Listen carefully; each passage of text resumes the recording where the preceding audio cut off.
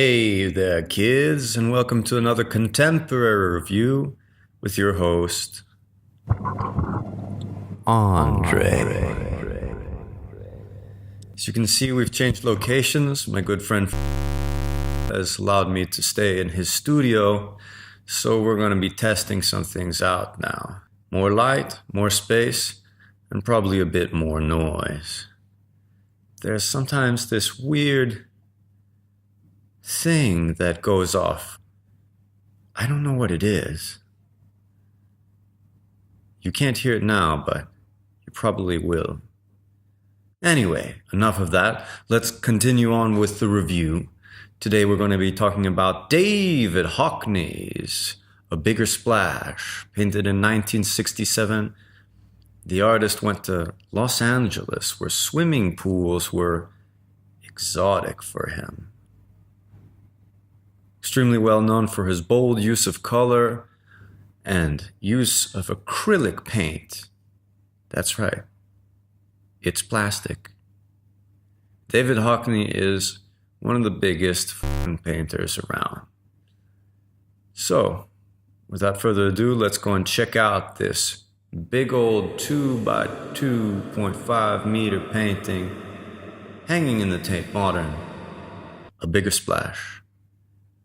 Let's check it out.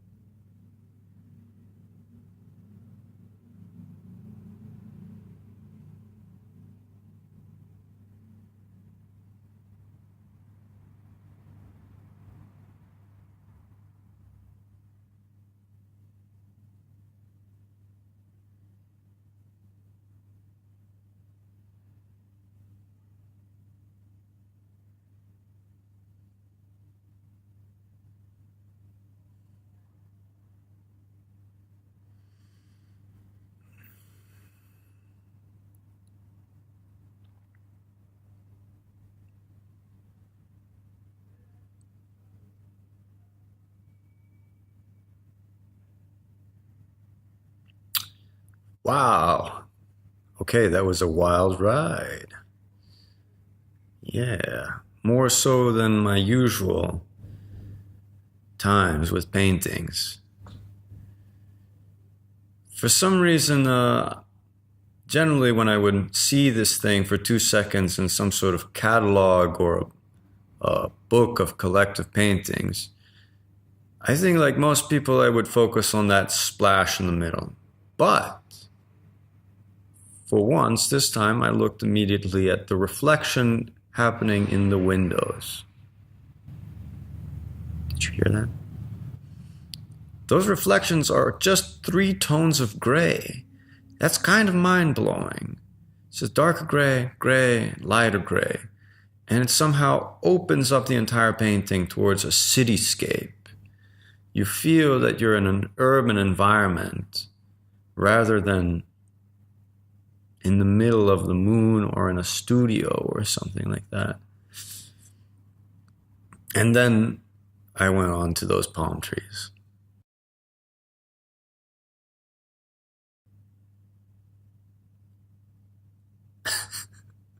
Those palm trees, man.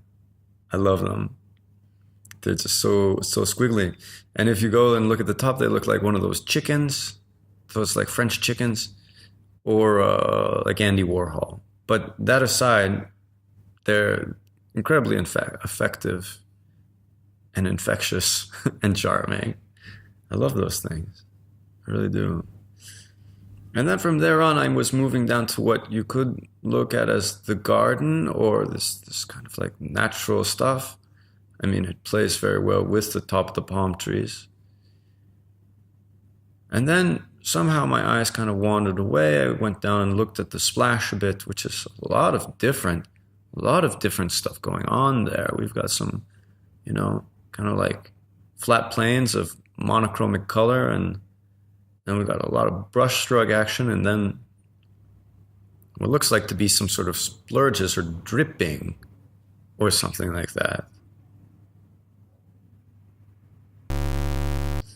And if you're wondering what all this yellow is around the painting, it's not my choice. This is David, who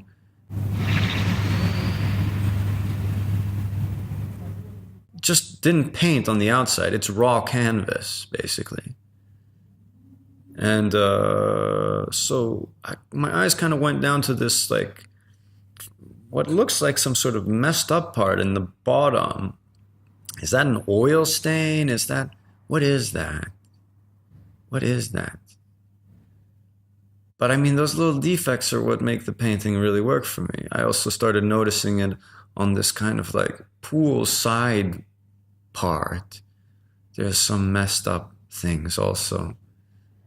And then what is beautiful about this painting is how the diving board goes straight from the corner of the image through the splash and straight to this empty, modernist, cheapo poolside chair.